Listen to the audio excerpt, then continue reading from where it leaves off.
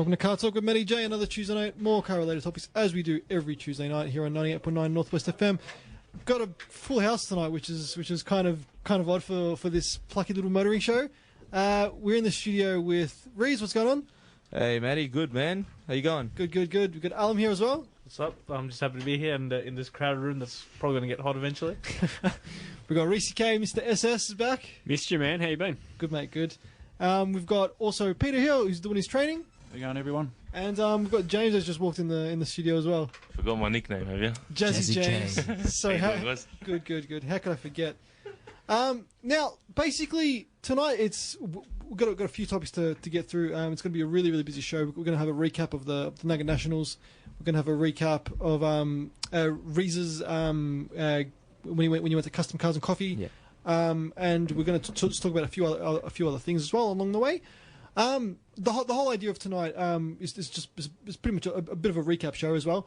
But to get everyone's thoughts on the current car climate, and to see a bit of a where your car's at too, Rhys K. Both, which we'll get to very, very shortly. In terms of the Nugget Nationals, which we'll get to now and just after the break, another big event. Got there, left really, really early on Sunday morning. 5:30 I left from my place, and got to the track just after 8. Had the traditional race driver's breakfast, which is a McMuffin and an orange juice. But yeah, Winton's about 2 hours away, so it was the first on the calendar of the Nugget Nationals event of the year. Got out there. The Paseo made it. No issues at all, like it did last time. And then basically ran the nuts off the thing, and it drove home perfectly. But basically, yeah, it was pouring down rain. We did all the new mods to the car, so we obviously got the new suspension in there, and the new semi slicks. But the difference is you can't really get the full benefits in a quite a wet track. And coming down the back straight, I got in a bit of a battle with a 1.3 Swift GTI. Well, one of the old ones from the 90s, which are really, really cool cars. I don't know if you guys have seen them. Got in a bit of a battle with one of them on the back straight, because I was actually passing cars for the first time ever in the Nugget Nationals, which I thought was hilarious. Because I do have a bit of wet weather experience. Got down the back straight, trying to stay on the racing line. Obviously, with semi slicks, the racing line's a bit more drier, so you can get a bit of grip. I was like, okay, I've got to brake later than this guy behind me. So I broke that second too late, turned it in. Car turned in great. The left wheel hit the wet patch off the racing line, and I went off at 140. And I just kept going, and I wouldn't stop. Because all the front locked up, and then the rest locked up, and the things with the gravel trap, especially in the wet, if you turn it too hard, the car will dig in and flip over. Yeah. So I just had to keep going straight. And that was a bit of a I'm gonna die moment, but had plenty of runoff. But all in all, it got it back to the pits, and the car was just completely covered in crap. Everyone was like looking at me, just like, "Yep, you went off, didn't you?" I'm like, "Sure did."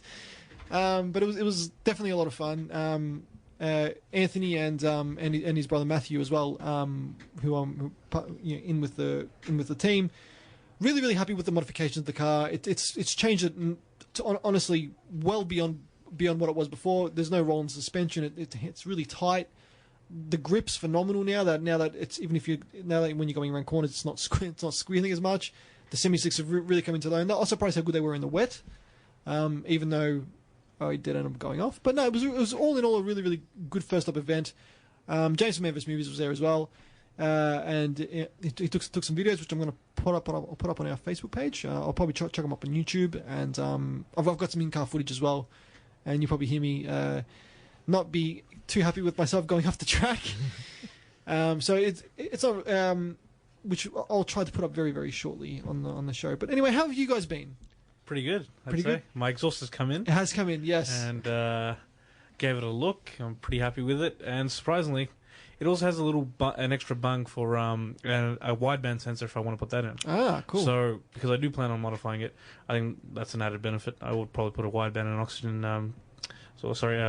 air-to-fuel ratio gauge in, along with the boost gauge, in where the little clock goes usually. Yes. That's going to cost me like $450 extra for no reason. But you got to do what But you got to do. gauge.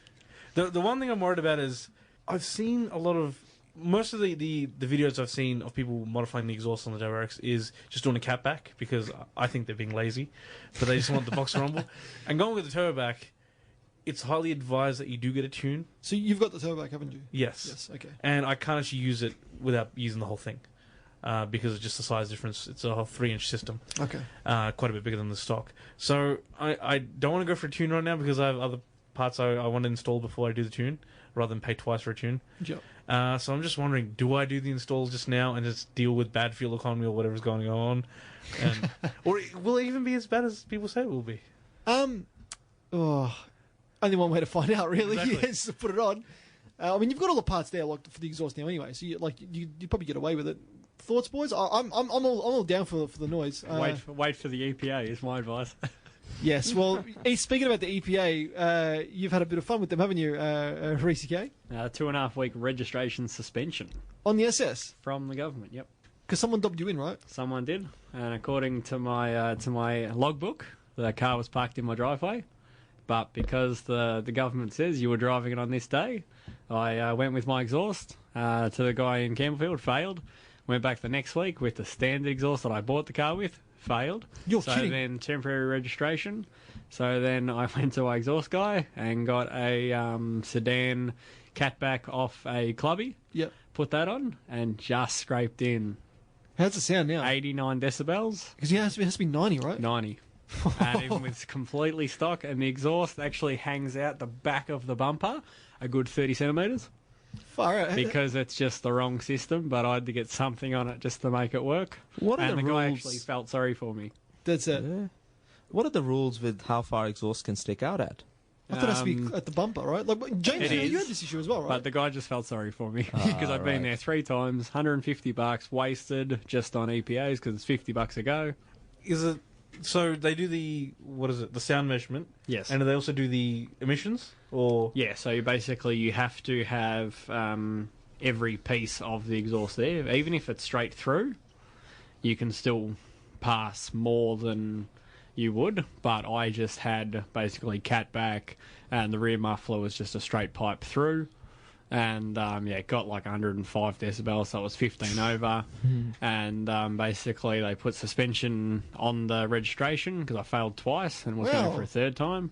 Third time you fail, they actually suspend it properly, and which sucked because I paid it a week before, so that would have been a waste of 810 You're cents. kidding. Jeez. And basically there's not much leniency in it. That's So, what's the exact protocol like? What do they do, like for the test? Basically, there's a little microphone that they put at the end with a little hand scanner. Put it on a tripod. It has to be measured a certain distance away from the car. Then they basically rev it, or depending on the rev range. Like I was there with an Evo 6, I think. And Yeah, it was on the system. The picture you sent me. yeah, he basically had to rev that to 4,750 RPM and hold it there for 6 seconds and then let it go. And basically, you see that rev range there. The SS was like 5,500. Wow, that And high. they had to hold it there and then let it go. And then they wonder why it cracks and popples and burbles and... Yeah, well, it's up high in the range. Look, we've got to get to our first break of the night. We'll continue with this after because I want to know more about how they set this up because I haven't really experienced or heard much about it. We're going to get to a song by Aussie artist Elizabeth Rose off her album Intro. So I played a bit of her before. We support Aussie artists on community radio here. The song's called In Threes, and we'll be right back after this. You're back on CarTorque with Matty J, still in the studio with all the boys here. Really packed house here tonight at 98.9 Northwest FM. That was Elizabeth Rose with her song In Threes. Really, really cool artist. During the break, I was speaking to Peter here, and he was like, "You've got a Harley with like a really loud exhaust." But I think bikes are kind of the exception. I'm not sure about that. I had a mate, we went riding. His was quieter than mine. He was hit in Lygon Street You're kidding. on the spot. So, what, like, on a spot fine for like being too loud, or Too loud. because I always thought the bikes were like you're able to get away with it because they have to be heard. Coming obviously because it's like kind of a safety issue, and that's why I always thought that the bikes were always allowed because like I mean, you always get that one guy with that Harley that'll always start and always rev it, and it's just like, because he's got a Harley, and he'll get away with it. But I've never seen anyone, like, bike-wise pulled over for excessive noise. They have been targeting bikes more lately, so it depends who you're dealing with, I suppose. Yeah, that's... do they have a different limit to the maximum volume, though? Well, I'd assume so, because, like, bikes... Jazzy James here is not in his head, but I'd assume so because, like, you know, obviously in traffic on the freeway, if you know, one, road noise, and two, if you're going to get passed by a bike and you want to switch lanes, and if they're lane splitting or something, you have to hear them coming. I mean, that's kind of the idea of having a loud exhaust on a bike. But the guy did tell me that he lets almost every bike through purely because the louder they are, the safer they're going to be in their own lives. Yeah. Because, you know, like still at 110, you can hear them coming behind you. Doing even 200, you still even hear them from, you know, a K&a away. Yeah. Essentially. So how do they, like, what's the exact protocol? What do you do? You drive it in there? I like started off just like getting a letter in the mail to say, you know, on the 1st of February, you're driving down Buckley Street at 10 o'clock. And jeez, they time it and everything. Yeah. And then basically they sent me the letter on the 15th, said you'd been done on the 1st, and it came to our office on the 9th, and you have until the 1st of April to basically get it fixed, or the on-the-spot fine is $760. You're kidding. And if your car fails 3 times and they suspend your registration, you basically have to go to court and explain why your car doesn't pass. And the maximum fine they can give you is I think it was like 7,900 or something thousand. What? Yeah, 7,900, sort of bit ridiculous. So at that point, if you know you can't pass, you just crash your car, right? And just say, Pretty much, yeah. off, and I'm sorry, I can't do anything about it, just cancel the reg. Well, yeah, essentially, that's the next thing that you can do. But I was going to say, Alan, has yours exhaust got a noise rating? Is it ADR? I'm assuming it wouldn't be ADR approved. Probably isn't ADR approved. Once again, just gone off videos, doesn't sound too loud. We'll get to that point, you know, when we come to it. Wait till it wears in. You want to hear a good one? Yeah, definitely. It'll make the car sound sick, though. I mean, come on. So, when they got to test your car, do you back it up, or do you do it, or do they do it? You do it. Okay, and he purely just sits in the car and just revs the shit out of it. That's what they do. That's it. Wow, and they have a microphone behind the exhaust? Yeah. Like, it's a right microphone, there? Yeah, to a handheld. I'd probably say it's about a foot and a half behind. No, about a foot and a half behind. Does it look like a legit setup, or it just kind of looks like it's just It looks sketchy. Let's put it this way: in Victoria, there's 9 testers. There was 10, but the one in Broadmeadows apparently got caught like 3 weeks ago doing dodgies, so they got black banned. And this one, like the guy who I was getting EPA'd next to, offered him $500 to just not even look at the car and just pass it. Yeah. And he said no because he gets like $50 a go. And last time I even drove in, like my first time drove in with my exhaust, he goes, I'll take payment. And he goes, no, you failed. And he didn't even get near the car. He just said, come back with a more standard exhaust. So then I come back with the exhaust that I got actual roaded with. Yeah. When I bought the car, still failed. How does that even happen, though? Like, that's... I don't know. That doesn't... Do you remember the case in Sydney where the Lamborghini was supposedly too loud? But it's a Lambo. Like, they're always loud. Stock standard? No, It's I've heard that Streetifex's Lambo, just to drop it out there. Okay. The guy got like free coverage out of it. He had like Streetifex banners all over the car and websites and stuff. But yeah, he argued the case and won that. Oh yeah, it's being a Lamborghini. Like, how can it be under 90 decibel at 4K or whatever? It's not going to be. Massive V12. I mean, most cars, like, I'd assume even my car, like, factory standard, over $4.5 or $5 grand is going to be bloody loud. Like, it's laser? No, yeah. No. Not the Merc. The Merc. No, the F6, like I've heard it when like, my brother's driven it and he's given it a boot full. It's bloody loud ages away. Like, you can hear, like, you know, wailing from the exhaust blocks away. I'm like, if that's the case with a stock car, you've got no chance. Like you know, doing it with a standard, like even with a standard exhaust at that sort of RPM, it's ridiculous. Yeah. My problem even with the SS is I tracked down, like when I bought the car, the original paperwork from Holden, and the guy had actually like paid extra for it at the time to get a Holden by Design exhaust, which was just a catback. There you go. And so this car for the last, 20, or what is it? 2003, so, it's like 15 years old, has never had a rear res or a muffler or anything. It's always had that. And now it's just had one problem now. And the guy just reckons it's because it's got the HCT body kit on it that it just causes too much attention. Yeah. But it was actually in the driveway that day, and I can't dispute it because whether you've been seen or not, EPA is EPA. It's a federal part of the government. It's not like Vic Roads where they just it's a little office. It's federal, so they can do what they like. They can tow your car and EPA them themselves if they want to. And they'll charge you $1 million to do it properly. Yeah, it's interesting. I mean, we're talking about noise here, but I think I was telling the boys a couple of weeks ago I used to have a Daihatsu Sirion. And how the hell did you not get picked up in this thing? I don't understand. This story's hilarious. So, it was just drinking oil, engine oil, right? And I literally had like a bottle of the Coles $10 4-liter bottle of oil Tiny in the W50. back. Oh, exactly. It didn't matter what it was, as long as it lubricated. Yeah, that's right. I used to buy 2 at a time. And on special. On special, exactly. Used to put that in, and it got to a stage where you put the oil in, and you start the car, and you wait till the engine warms up and stuff, and as soon as you start to accelerate, there's massive puff of smoke everywhere, right? And it's happened so many times. It got to a stage where once I was leaving Fountain Gate Shopping Centre onto the little 80-kilometre-an-hour Narry North Road. That was you, was it? Yeah, that was me. I think I saw you. Oh, you might have. It's just smoke everywhere. It got to a stage when we left the Fountain Gate Shopping Centre, there was a poor guy behind us, and this was blowing so much smoke that the guy had to pull down his window and literally stick his head out to be able to breathe. Went through the vents, went through everything. So, yeah, no, it's EPA's, yeah. And you didn't get pulled up? No, we didn't get pulled up on that day. Lucky. I think the cops probably had bigger fish to fry. Probably a real loud SS or something. Yeah, like yes, loud SSs. But look, so it's all clear now? It's all good now. You putting his other exhaust back on?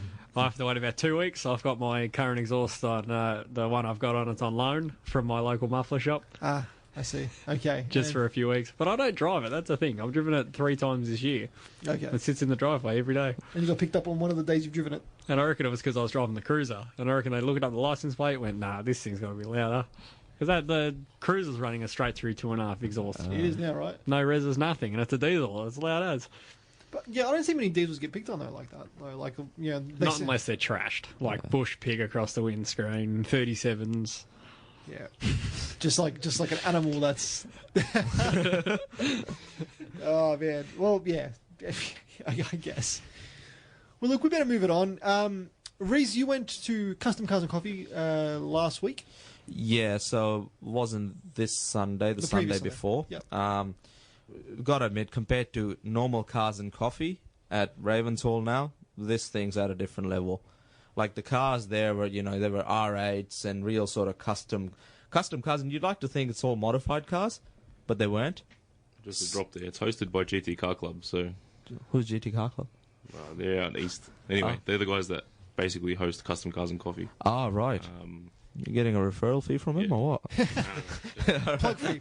Exactly. Because I've never been to Custom Cars and Coffee, and you rated it highly, and you said all the boys from Cars Advice were there. Yeah, all the boys from Car Advice were there. It's interesting because they also support it now. Okay, so they're official sponsors. Yep, nice. So the cars you sort of see over there are like your more exotics. Yeah, exactly. Nothing under 100 grand. No, not much there. The Lotuses, they actually had 2 Honda NSXs. Wow. Which I didn't think they had 2 in Australia. Yeah, I've seen one. They are quite striking to look at actually in real life, the new ones. Yeah, they're about 400 odd grand each, aren't they? Yeah, they're about that. So there's quite a few interesting. There's a few Lambos there. The Car Advice boys brought down an S1, and an Amarok, right? Amarok, the Stinger. Yep. And I think there were the 3 cars that did bring down. What I was surprised with was the amount of space that's in the back of the Amarok. It's tiny. Yeah, the back seats, they're really small. And apparently they haven't got any airbags in the back either, which I don't understand. Oh, like a man. What are you talking about? Well... Oh, man, thing's heavy. Yeah, Exactly. exactly. They got to slow it down. They sink, man. The Amarok stands for I'm a rock. Oh. And yeah. Yeah. So you spoke to a good friend of the show now, Paul Marrick. Yeah, spoke to Paul Marrick, which I think you did an interview with a couple of weeks ago. Did. It's pretty good, sort of, hear about how he got to where he got to. So he said a few good things about the main man, Matty J. Touched on it. Exactly. But it was good. Yeah. No, that's great. Speaking of Paul Marrick, he's in New York at the moment. I saw his latest his latest video up on FB, and he flew back from Geneva. He was here for like a week, and he's flown back out to the States. Yeah. So busy man. He's got I think pretty much everyone in this room's dream job, just testing cars and flying over the world and to test cars. And I will get there one day with this plucky little motoring show. I'll Definitely. eventually get there. But another big event that was on this weekend wasn't obviously in Australia, but was in America. Was Radwood. So have you guys heard about Radwood? Negative. Negative? Oh, geez, Radwood's like the. Sorry. Good. It's kind of like a laugh at Goodwood because it's like it's a car show for cars based in the 80s and 90s. So like rad. There was like they're kind of like a rad scene. So like. But it's cool that they don't just have like normal so they don't just have like exotics from those periods. They have like kind of normal cars. So they have like basic like I guess executive pack cars in what they have in the States. But this time they had I think their first $1 million car was they had a Porsche 959. I don't know if you yeah. So really rare car. And then somebody brought an F40, and then it was an James amazing Dean race, doing one of and those? both cars started smoking, and they stopped it. Catch fire. James Dean died in 959, yeah? I'm not too sure. That's probably If it's the same one, Paul's got a photo of one in one of them. wow in a 959. 959. If it's the same one, it's the same one that James Dean died in, I'll just say that. There you go. Well, not the actual one, but like the same, Same car. car, yeah. It's I like know $20 million car right now. here. Nah, man.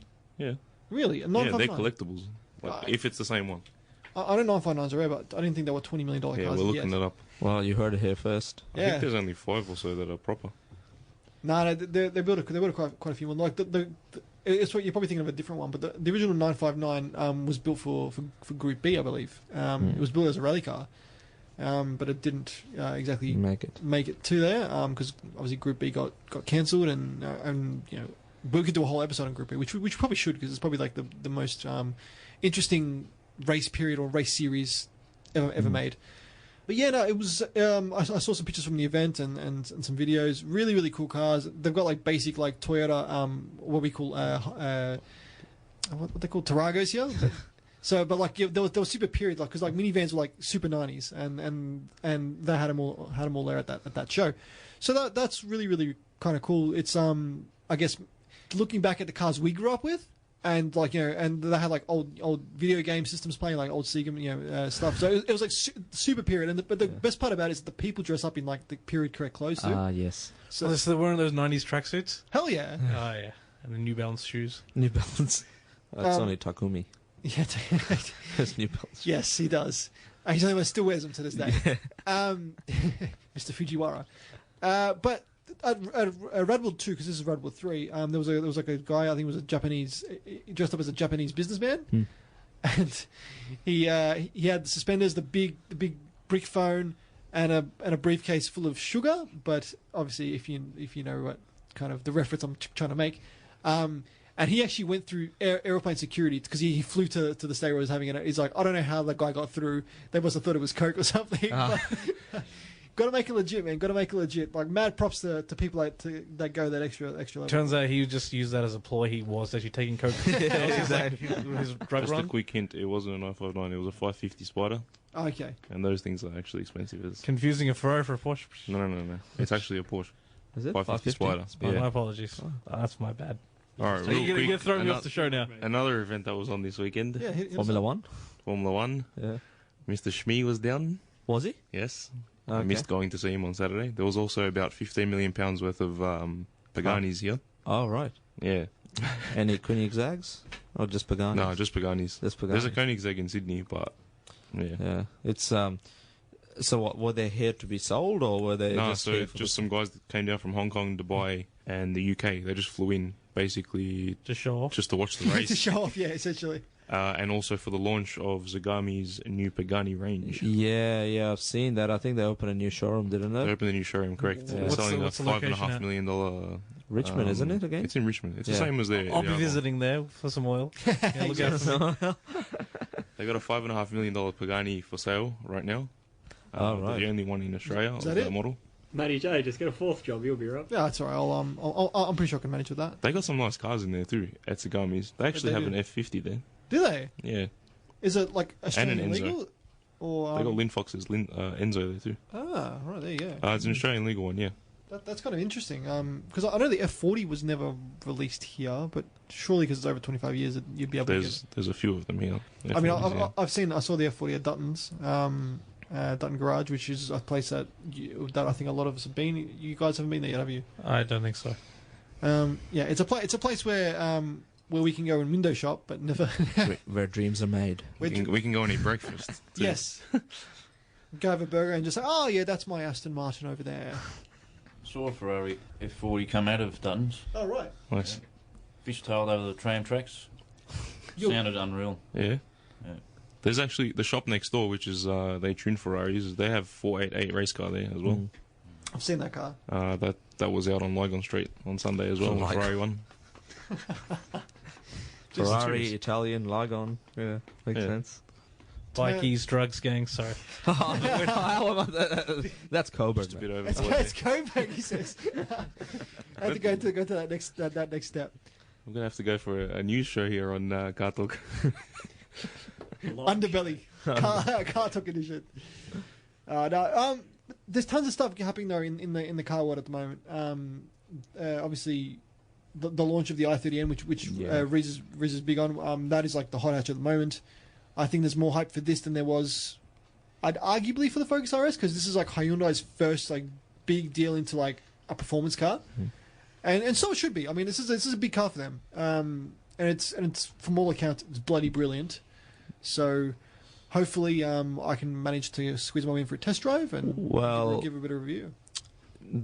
With the dealerships and all that, if you're gonna try and book one in, they probably reckon that they're gonna force you to buy one.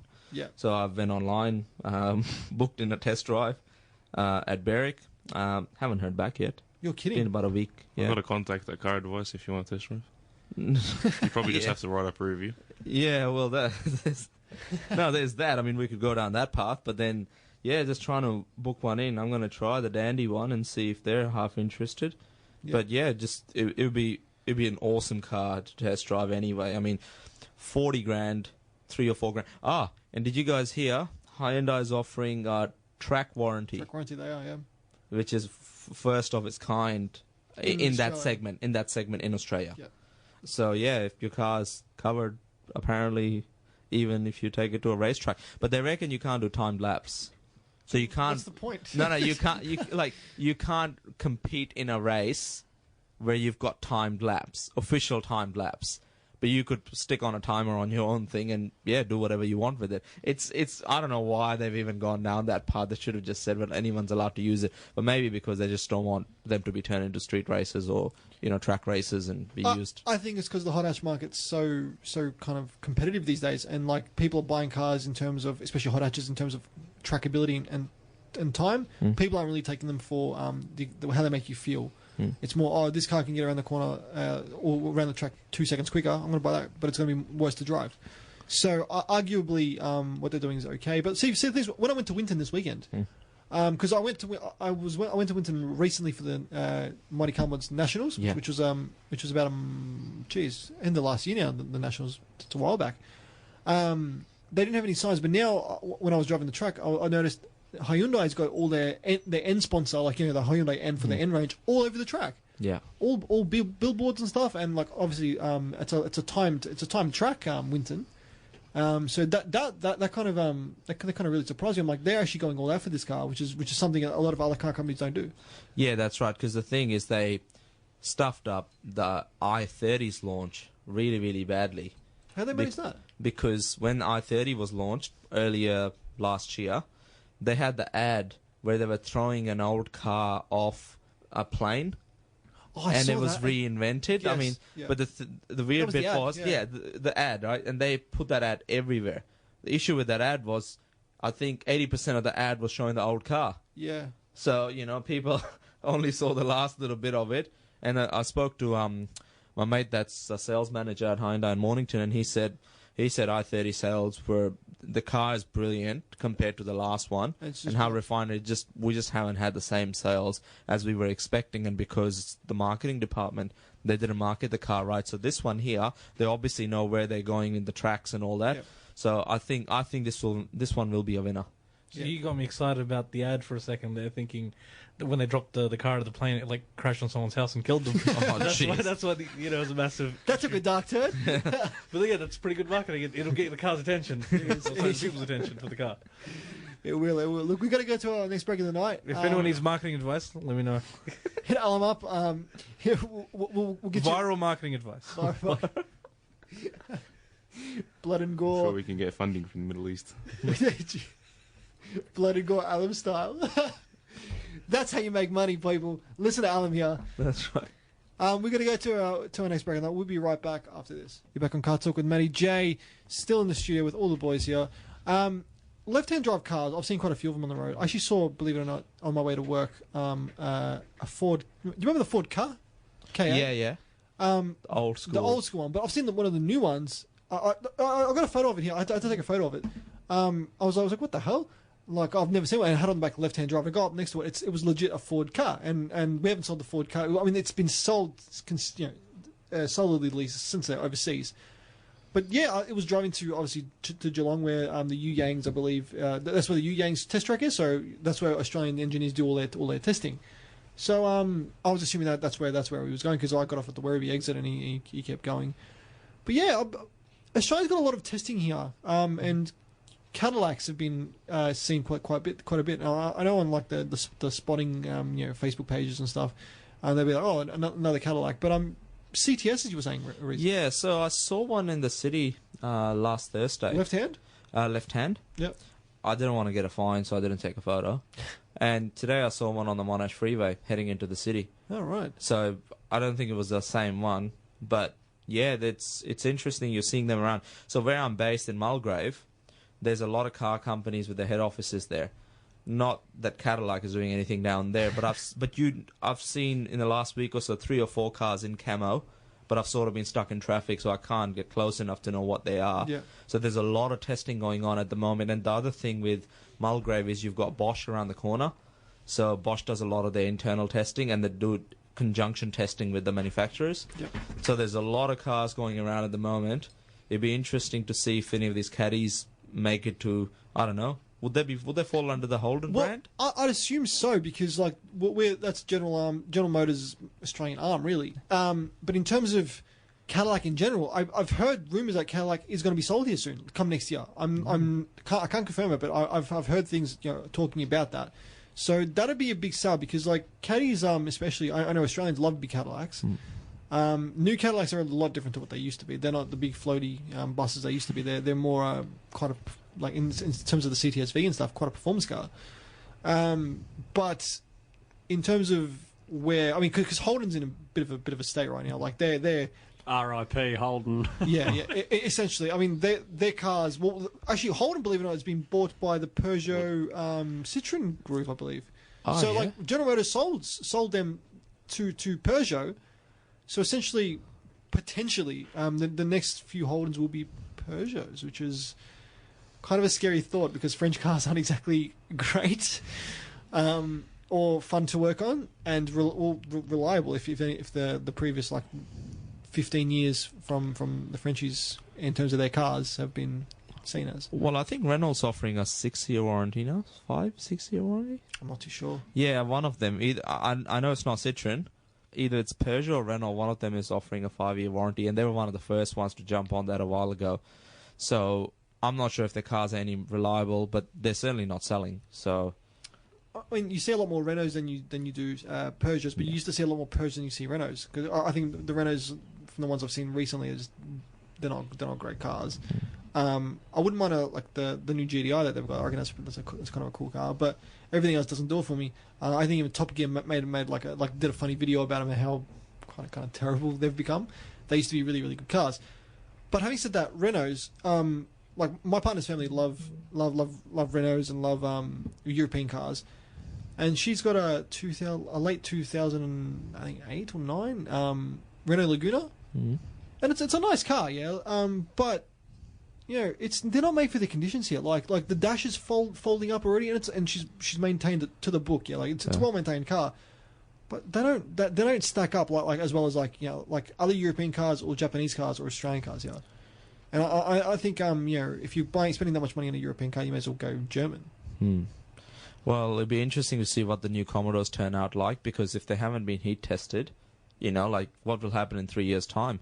All these Commodores will have like roofs that are sort of sagging, and all the plastics are melting and all that sort of stuff. We'll see, because they're made for the cold. Yeah, and that's exactly right. Thing is, these days, how Germany is German. Yeah, fair point. Yeah. Because most of the German cars now are made in, Taiwan? If we're talking about Mercedes being the biggest German manufacturer. Well, I think still Or like Volkswagen. I think Mercedes and BMW still have their reliability issues anyway. They're like big time in terms of like the most reliable cars. I think the C classes come like really low. Like their bread and butter cars aren't as good as the badge suggests, which has been the case for years. Like if you as I've always said to anyone that was always asking me, if you want a Merc, like a proper Merc or a proper Beamer, you buy a proper Merc or a proper Beamer. You don't buy a crappy C class or a 3 A class. Yeah, A class. Yeah. A or B class, yeah. Yeah. Why would you spend an extra bit of cash just for a badge when you can get the reliability and all And the the performance and I guess practicality in a Japanese car? I mean, you'd be stupid to. Well, this is where I get a bit pissed off when people say Lexuses are just a luxury or upmarket Toyotas, which is fine. They probably are. Yeah.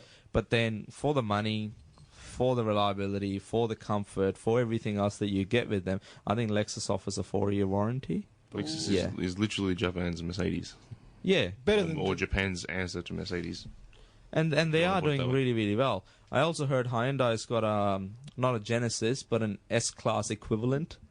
It is in the because they're sub-branding. I think they're Yeah. making Genesis a brand. It needs to be. It should be. You can't sell It's a a Hong Kong market, is it? $80,000, huh? It's a Hong Kong market. No, it's for they're making. They got the Genesis. There's two Genesis. There's the Genesis Coupe, which is only available in the States and Korea, I believe. But we should have got that car here because that is a performance car that Hyundai make, but we never got. And they got the Genesis, or like just a 4-door Genesis, which is available with a 5-liter V8, I believe, Yes. in overseas. But again, we never get any of the fun stuff here.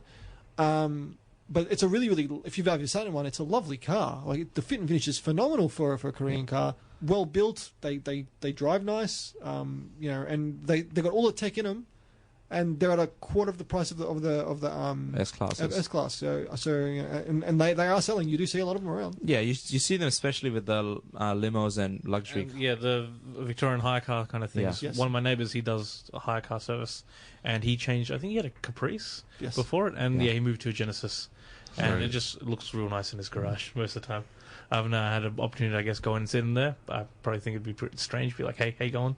Haven't talked to you before. Can I just, Can have I a just seat sit in your it? Can I just randomly sit in your car? Can I touch the leather? But yeah, obviously he takes care of it, maintains it, washes and everything, and I think it's a pretty damn good looking car, at least. But they should have brought in the V8. Have you heard the V8? No. It's a dirty sounding V8. It sounds phenomenal. I forgot what car company was testing it. Anyway, they went to Korea to drive it, and the guy did an 11s, launched it. It sounded sick. Yeah. It sounded mad. That's It's not like awesome. how a V8 should, like a proper growly, low revving but tons of torque V8. That's what happens when you don't limit them at 90 decibels. Yeah. Oh, yeah. I mean, from what I've heard, they're quite reliable and quite good. But yeah, Genesis, I believe they're rebranding into its own brand, like how Nissan's got Infiniti, Toyota's got Lexus, Hyundai's going to have Genesis. But you know what though, people still bag on Japanese cars, but people destroy Korean cars. Yeah. 20 years, let's say 30 years ago, people used to bag the crap out of the quality of Japanese cars. Jap crap. Yep. Now, then the Japanese cars got good, which is what they've kind of always been. They got respected. Korean cars came along. They weren't that great. They were cheap, not very cheerful. James was showing us some videos of some Zondas. A man can dream. But anyway, Korean cars are now up to kind of respected levels now. Like everyone's like, okay, we'll still take a notice of them, but they still get crapped on. Chinese cars are where the Japanese were 30 years ago, and okay, their quality's not there, but in the last like 10 years, from like the early Great Walls to their latest cars, Yeah. they've come a massive way. Huge. And I give them 5 more years, the Chinese, and they're going to have like crazily good cars. Well, they reckon Havel's already got the H9, which they reckon is really good for under 50 grand for a car that size. SUV, yeah. Yeah. Are they still making the Great Wall? The car or the wall? Great. The wall's still there. The car. I think they are, but they're just not selling them. I know they're making The them. D-Maxes are going off the chain though. D-Max is good. They got the Isuzu motor in them. Well, they are an Isuzu anyway, the And D-Max. they're So. just like apparently the diesels in them are just crazy. Like good or yeah. And you can buy a lot of stuff off the internet for them, like Boosting bar up. works and just motor works, just insane on them as well. From what I've heard, everyone rates the D-Max. Yeah. It's kind of like, it's like Ranger, Amarok, then they put D-Max over Hilux, which is crazy. Hilux Hilux used to be Titans, yeah. Hilux are for people who can't afford Land Cruisers. Just buy a Unimog. Unimog. Yeah, just give me what, $500,000 and I'll buy it.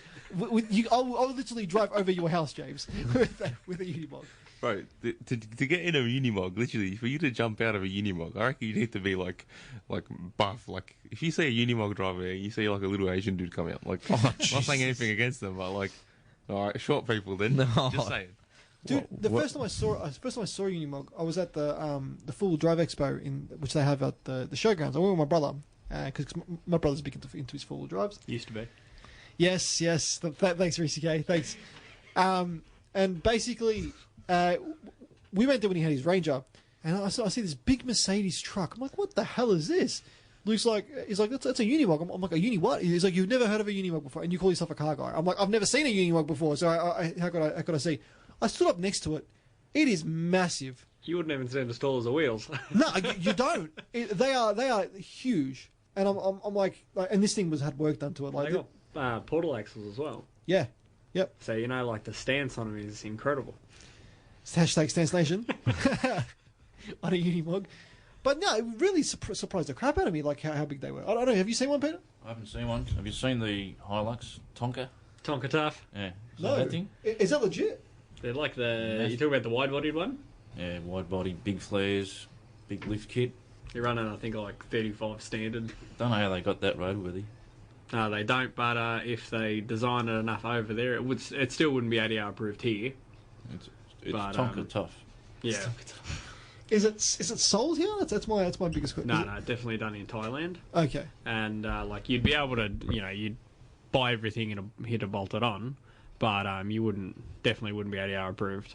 Far out. There you go. Have you seen, just for while we're on this four-wheel drive Holy topic, crap! I was looking at it now. you seen the Looks electric 79 series cruisers that they're pumping out for the mines? Electric ones. Yeah, electric. They call it eLiv. Oh jeez. What's the world coming to? Speaking of electric cars, though, and like self-driving cars, continuing from last week's big talk about when the self-driving Uber crashed. We got a message from Paul. Sorry, a good friend of the show. He's like, Renault Laguna is the queen of service centers, all repairs, made in Germany. I won't repeat the rest of that. But yeah, anyway, getting back. But just a quick one, that 550 that he sat in was actually number one of the production line. What, the first one? Yeah, the first one ever made. That's why it was so expensive. There you go. So, but that's a $20 million car. That's what he was quoting at the time. Far out. There you go. And so at the time he worked as a cleaner for Porsche. Like one of his contracts was Porsche. And he goes, me and my wife, like, we just had the camera, we were all ready. The car was there. He reckons the security guard went to the toilet. He goes, I jumped in the car quickly, took a photo, and then jumped back out again. And then he lost his job. No, he's all good. Was it at Porsche when like, was the car there? Or was it? Yeah, it was at the head office of Porsche. I can't remember where. He'll probably send a message in a minute, but literally he was there. They were cleaning. They were on the night shift. Yeah. No one was around, just the security guard and them. And yeah, basically waited for the right moment. Jumped in the car, got a photo. It's a legendary photo. The guy looks like, something out of a Bond movie. Was that in Melbourne? Yeah, it's in Victoria, in Melbourne. It was Church Street, Richmond. Church Street? That's Yeah, possibly. their head office. They moved to Victoria Parade Okay. now. Yeah. Head office. Victoria. It's in Victoria Street, he's saying. He just sent a message, Victoria Street. Yep. Yeah. I used to work for their repair shop, Porsche Repair Centre. Yeah, years ago. excellent. So I had a chance to drive a few. That's awesome. What are they like? Nice. Low. Nice. Nice. Well, I like that. It's pretty hard to work on, bit fiddly. You can't jack it up and open the door. The whole Yep. body twists. twist, yeah. Yeah, that's right. And, getting the gaps right. You had a bit of metal to work with, on repairs. Yeah. That's why Nakai-san loves them. Rough world. Or RWB. For all your fans out there. But yeah, sorry, I know we got a bit off topic with Paul sending us a message through, but yeah, I was reading some articles and saying, well, we shouldn't really be complaining about this because we as humans make way more errors than the machinery. So I think we kind of took it a bit out of context, as in us as humans did. Like it's like, oh, the machines are after to kill us. Oh, really? They're not. Maybe. But it's. Again, it took the world for that event to happen to wake us all up, and it is sad. Well, I think the reality is that media, regardless of where they are screwed because they'll just make a story out of anything, right? Anything that's going to get them the clicks and the hits, they're going to make a big deal out of it. Yep. Going back to what you were saying earlier about the Chinese cars, I think they missed the boat on the petrol engine cars. Yes. But the electric cars, there is billions and billions of dollars being poured in from the Chinese government into the Chinese electric car industry. I've got a mate that lives in Shanghai, and he went out to one of the openings of one of their new electric luxury cars, and this thing is like Tesla but on steroids. Well, okay. And it's a family car, a 7-seater car. So yeah, there's some big things in electric car space coming out of China very shortly. I think there's big things coming in from China in general. Yeah. China is essentially the superpower now, and they're getting the money to pump through to their industries. As I said, their cars, if you look back 10 years ago, their cars are growing at a rate far beyond anything that we've seen before. So I give them 10 years and they will have, don't quote me, but probably the best cars on the market. Yeah. And it's a scary statistic, but it's a statistic nonetheless. It'll happen. Look, we've got to go to another break. Paul, do you want to take us out to break? Sorry, Peter, do you want to take us out to... I'm thinking about Paul from the guys sending us a message. We'll be right back after this. You're back on CarTorque with Matty J. Still talking all things, bit of everything tonight. It was a bit of a rush kind of episode, just putting all different different things that's been happening. It's really really busy in the car space right now, and it's tons of events, but really really cool to see the technology and growth that's happening in this industry. We'll end up tonight with Rhys and all you guys. Future plans for your cars. So the Troopies are all registered, all up on the road now. You're enjoying it. It's legit. Finished up wiring last night. Got the fridge in the back finally running, and now I've got about 60 days until I head off to the Cape. Oh, so you're going? First trip's going to be straight up north. There you go. By yourself? Yeah, and my dog. And your dog, yeah. And my dog. And the doggo. How long are you going for? Probably start off with a month. Okay, nice. So you got that time off work, or? Yes. Okay, good. He's just planning on calling in sick every day. Sorry, man. Just can't come in today. A little bit sick. Whereabouts are you? Well, you see, just a bit far away. Won't be able to get there in 3-4 days. I just need to save again because it's been like 90 days now, and I'm flat broke. So I need to save up for a little bit and then get back on the holiday train. Built not bought, as your T-shirt says. That's it, mate. What about with the wreck? So you're gonna put? Have we convinced you to check the exhaust on, or are you gonna? So further research is needed. I'm very very tempted because I have faith that if anything does go down, the car will most likely just run really rich. Yeah, that's pretty much. And I'll kind of just deal with it because at least while I'm at work now, I literally fill up. So I fill up at around 500 and something Ks. That's not too bad. And I fill up literally once every 40 days now because I just drive the car so little. Yeah. So if I can just, do it and just wait a little while I put the rest of the money together for the intercooler, the turbo, and the injectors and fuel pump. I mean, the fuel pump's probably, $150, $300 from what I've seen for a good Walbro. Yeah. And that's all I really need. I'm not going to run massive amounts of boost that I need, like an 1100cc injector. And yeah, so if further research is needed, I might do the exhaust, might not. You're going to do the exhaust. I'm probably going to end up doing it. Speaking of WRX, I saw a really really clean one, like yours, in the gunmetal grey. at the track day, and he was going ham. Like he was having a field day because of wet weather. He could just grip. One of the last 2-wheel drive people are just like all over the road. There was a nice in the pit next to us. There was a Z4M coupe, which considered the best sports car for in like the 20 to 50 grand kind of range. Yeah. Was he having a drift session? Was in the rain? Yeah, probably Lincoln Corners maybe. Okay, Paul's just sent us the image through. Wow, he actually got to take a photo. That is pretty bloody insane in a $20 million car. Got the chance to do it. That's thanks for sending that through to us. That's actually really, really cool. What about you, Rhys? How's everything going your end with your new venture? Yeah, the venture's going all right. I was just gonna say, Alan, if you're looking for a fuel pump, I'd think just go to Repco. Don't go to Super Cheap. Ouch! Ouch! Oh, Ouch! that's a hard We don't hit. support that on CarTorque. Everyone knows you buy off eBay. Come on. Look, we're out of time tonight. Thanks for tuning in. Like and share our Facebook page. It's CarTorque, TORQUE with Matty J.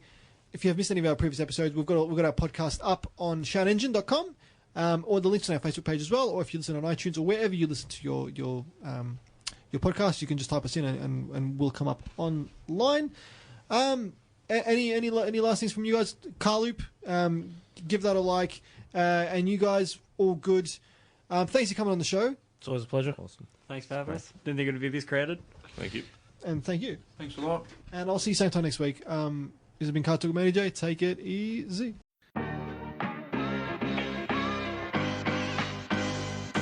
This is professional radio, gentlemen.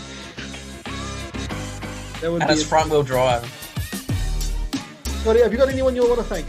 Just myself. And now we do the after hours. Dun, dun, dun. Gentlemen, what would you go for? Tastiest in there. Okay, and because it's not a supercar. But it is. It's not. Automotive perfection comes in the form of two letters, A and U. Long live my LTD.